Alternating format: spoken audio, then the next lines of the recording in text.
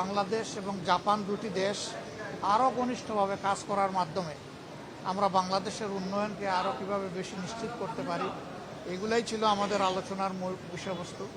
সেই সাথে আমাদের education exchange program, skill development program, বিভিন্ন খাতে তাদের বিনিয়োগ এবং বিদ্যমান যে সমস্ত প্রকল্প আছে সেগুলা সঠিক সময়ে যাতে মানসম্মতভাবে শেষ হয়, স্বচ্ছতার সাথে শেষ হয়, সে বিষয়গুলো আমরা তাদের সামনে তুলে ধরেছি।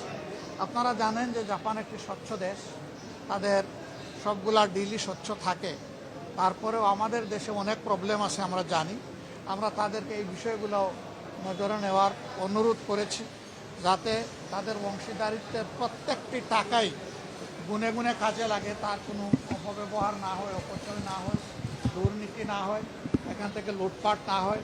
তারাও আমাদের সাথে একমত যে এই বিষয়ে তাদের দিক থেকে সর্বোচ্চ সতর্কতা তারা অবলম্বন করবে। আমরা সিটি গভর্নরের সাথে মূলত বসেছিলাম তাদের ডিজাস্টার ম্যানেজমেন্ট এবং ওয়াটার সাপ্লাই এই দুইটা বিষয়ে তারা কীভাবে এত বড় একটা সিটিকে ম্যানেজ করে এটা বোঝার জন্য। আপনারা জানেন জাপান হচ্ছে বিশ্বের সবচেয়ে বেশি এটাকে ভূমিকম্প প্রবণ এলাকা। আমরা থাকা অবস্থায় আমরা 8 দিন ছিলাম, এর মধ্যে 6 দিনই ভূমিকম্প। এরকম একটা দেশের নাম হচ্ছে জাপান। সেই জাপান কিভাবে তাদের এত বড় ইনফ্রাস্ট্রাকচার ম্যানেজমেন্ট করে, এটা আমাদের বিশাল কিউরিওসিটি ছিল। সেই বিষয়ে অনেক কথা তাদের সাথে হয়েছে। আশা করি দেশের ভবিষ্যতে উন্নয়নে এগুলা কাজে লাগবে ইনশাআল্লাহ।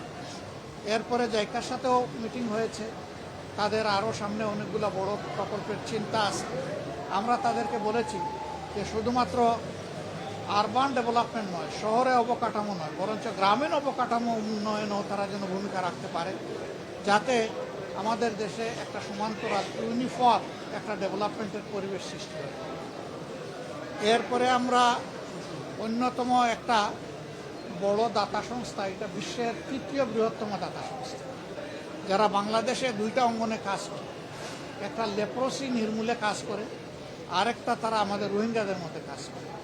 রোহিঙ্গা শরণার্থী যারা আছেন বাসাঞ্চলে তাদের কাজ আছে, উকিয়া এবং টেকনাফে তাদের কাজ আছে, আর সারা দেশে তাদের লেপ্রোসির উপরে কাজ আছে। তো এই বিষয়গুলো নিয়ে তাদের সাথে আমাদের ডিটেলস আলোচনা হয়েছে। তারা ক্লাইমেট চেঞ্জের, জলবায়ু পরিবর্তনের যে আমরা ওয়ার্স্ট ভিকটিম হয়েছি, এই ক্ষেত্রেও তারা অনেক কাজ করতে চায়। তারা একটা পরিবেশ চায়। আমরা তাদেরকে নিশ্চিত করেছি যে আমরা সরকারি দলে না বিরোধী দলে, এটা বড় কথা না। আমরা আমাদের দেশকে ভালোবাসি, আমরা আমাদের দেশের উন্নয়ন চাই। তোমরা আসো, আমরা সবাই মিলেই তোমাদেরকে উপযুক্ত পরিবেশ দিব, যাতে তোমরা সুন্দরভাবে কাজ করতে পারো। এর বাইরে আমরা নাগুয়া নামের তাদের একটা বড় শহর আছে, 2য় বৃহত্তম শহর। সেখানে মূলত তাদের মোটর ইন্ডাস্ট্রিগুলো ওখানে আছে। এটাকে বলা হয় টয়োটার রাজধানী। তা আমরা সেই জায়গায় গিয়েছি, ওগুলো দেখার বোঝার চেষ্টা করেছি এবং সেখানকার বাংলাদেশি কমিউনিটির সাথে আমরা মত বিনিময়ে মিলিত হয়েছি। তাদের সুখ দুঃখের কথা শুনেছি, দেশকে নিয়ে তাদের প্রত্যাশা, ভাবনা, স্বপ্নের কথা শুনেছি। তারা কি চায় সেটা আমরা বোঝার চেষ্টা করেছি।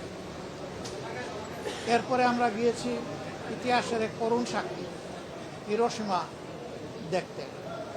সেখানে মিউজিয়াম দেখলে আসলে এখনও চোখের পানি ধরে রাখা যায় না।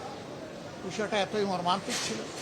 সেখান থেকে বিশ্ববাসী কী বার্তা নিতে পারে, আমরা কি বার্তা নিতে পারি, সেগুলো ছিল আমাদের বোঝার বিষয়। তো যেখানেই আমরা গিয়েছি, সরকারি, আধা সরকারি, স্বায়ত্তশাসিত জাপানের সবগুলা সংস্থাই আমাদেরকে আন্তরিকভাবে তারা অভ্যর্থনা জানিয়েছে এবং সহযোগিতা করেছে। আমরা লক্ষ্য করেছি একটা জিনিস, যে বাংলাদেশকে নিয়ে তাদের বিপুল প্রত্যাশা আছে, কিন্তু আবার তাদের একটা সতর্কতার বা আশঙ্কার জায়গা আছে, যে তারা কি নিরাপদে সুন্দরভাবে তারা যেমনটা চায় স্বচ্ছভাবে কাজ করতে, সেটা তারা পারবে কি। এই জায়গাটা বাংলাদেশের এখন নিশ্চিত করার দায়িত্ব। বর্তমানে সরকারে যারা আছেন তাদের প্রতি আমাদের আহ্বান থাকবে। অবশ্যই সরকারেরই দায়িত্ব হচ্ছে দেশকে এগিয়ে নেওয়া। আমরা যারা সরকারের বাইরে আছি, আমাদের দায়িত্ব হচ্ছে ন্যায্য কাজে সরকারকে সহযোগিতা করা, সরকার ভুল করলে তাকে টান দিয়ে ধরার এবং তাদেরকে সংশোধন করে দেওয়া, প্রতিবাদ জানানো। সরকার যদি ভালো কাজের উদ্যোগ নেয়, তাহলে আমরা বরাবর বলে আসছি, বিশেষ করে সংসদে গিয়ে প্রথম দিনই বলেছি, শেষ দিনও বলেছি, যে আমরা সরকারের সকল ভালো কাজের সহযোগিতা করব।